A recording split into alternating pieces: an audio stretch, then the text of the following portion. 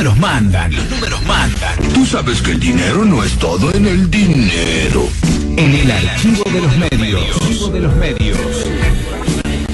Y habíamos comenzado recién hablando sobre el dólar y esta paranoia, y habilitaron la compra de dólares. Yo particularmente fui a la página de la AFIP, puse mi clave fiscal, mi contraseña, ingresé ahí al banner que hay para poder comprar dólares, puse la cantidad de pesos a cambiar por dólares. Lo pude hacer, la AFIP me dio un formulario, está habilitado, ya puede comprar tanta plata. ¿Lo imprimiste? Lo imprimí, Muy lo tengo bien. aquí guardado. La tenés que llevar, sí. Exactamente, llamé a mi banco donde tengo el sueldo y me dijeron que no estaban vendiendo dólares. Banco Macro. Es el banco que estuvo muy cerca, afín al kirchnerismo.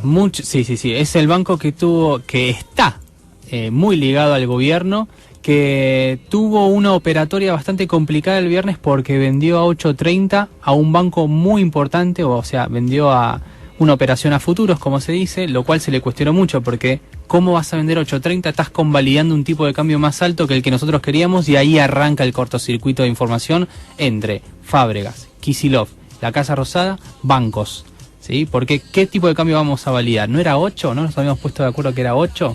No, yo vendí 8.30.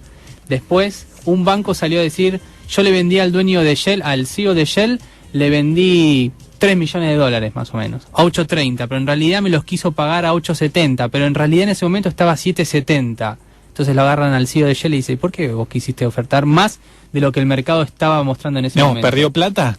Bueno, justamente, ¿por qué fuiste a perder plata? ¿No quisiste hacer un golpe financiero? Y ahí empezaron los chivos expiatorios. Pero por 3 millones, ¿se puede hacer un golpe por 3 millones nada más? No. Esa es la duda que se plantea. Digamos, ¿se puede desestabilizar un país por 3 millones? No. El problema es ese, es buscar el chivo expiatorio de todo este problema de incomunicación, de idas y vueltas, de peleas entre Fábregas y Kicillof por las tasas de interés, por el tipo de cambio. Para Kicillof tendríamos que haber quedado en 6.41, para Fábregas... ¿6.41 qué? El tipo de cambio. O sea, estamos muy... Para Kicillof digamos, muy adelantados para Kicillof, o sea, en cuanto al término de cambio, dijo que deberíamos haber dejado el tipo de cambio como estaba, las restricciones como estaban, siguiendo fogoneando el consumo. Fábregas dice no. Para mí, esto es de manual, de libro, ABC de la economía. Tenemos problema cambiario, subimos las tasas, congelamos la economía, que la gente no consuma, retiramos pesos del mercado, que no haya oferta de pesos, y así vamos de a poquito enfriando y estabilizando la paranoia y este espiral inflacionario que puede llegar a generarse pero que no se generó. Ojo, muchos electrodomésticos ya aumentaron el fin de semana un 20%, no se vendieron celulares porque no había precio de referencia, no se vendieron autos 0 kilómetros porque no hay precio de referencia, el 50% de los autos e insumos son importados. La expectativa inflacionaria es muy importante, hay que ver cómo se desarrolla en la semana. Esto es recién la punta del iceberg. Esperemos que el gobierno pueda conseguir financiamiento externo, que las cerealeras liquiden los 1.500 millones de dólares que tienen guardados por exportación, y que el empleo siga estable y que no se acelere justamente el desempleo.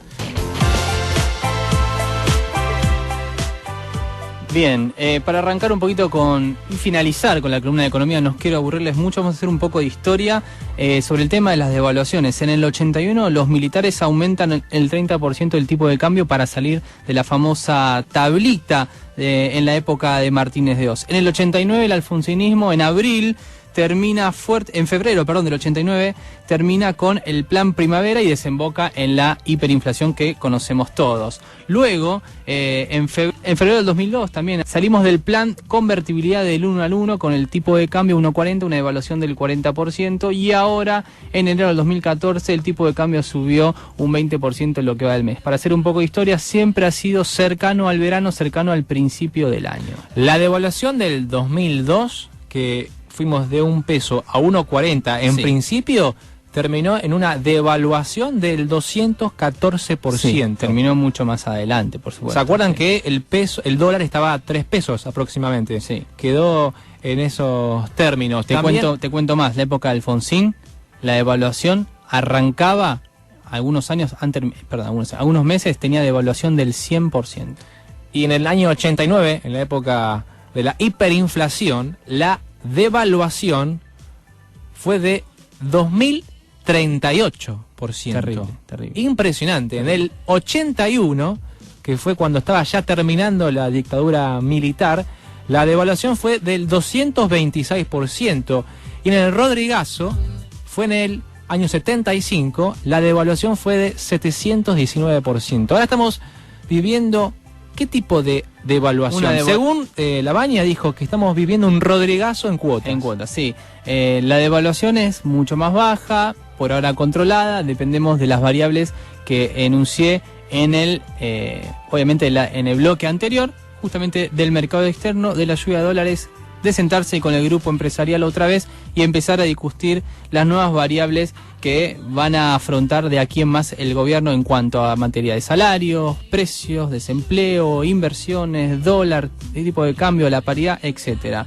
Las repercusiones más importantes es en los inmuebles. ¿Qué va a pasar? O sea, muchos piensan, ¿qué va a pasar? Ya hablamos de la paritaria, hablamos de los plazos fijos, hablamos de los ahorros. Bueno, ahora, el que se quiere comprar una casa, bueno, ¿va a poder?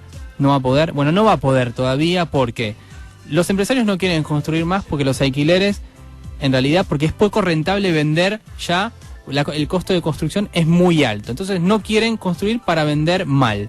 Entonces, ¿qué pasa? No se genera empleo. Entonces, se lanzan todos a alquilar las propiedades. ¿Qué pasa con las propiedades? Aumentan de precio.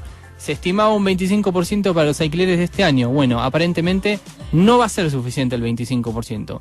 Va a estar alrededor de 10 puntos más alrededor. ¿Sí? Alrededor, un 35% sería de alguna manera para la Cámara Inmobiliaria Argentina un precio más razonable. Ya hablamos de los autos van a subir de precio. Los electrodomésticos, algunos ya ni se vendieron el fin de semana por el efecto contagio. Y la inflación está proyectada alrededor del 45%.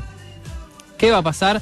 Bueno, la verdad es que muy poco se sabe porque ni el propio gobierno sabe y las contradicciones son muy amplias. Lo que sí que podemos hacer nosotros desde nuestro bolsillo es cuidar el mango, comprar con conciencia, no comprar de más. Se terminó la época de viajes alocados del exterior, de comprar electrodomésticos, comprar celulares.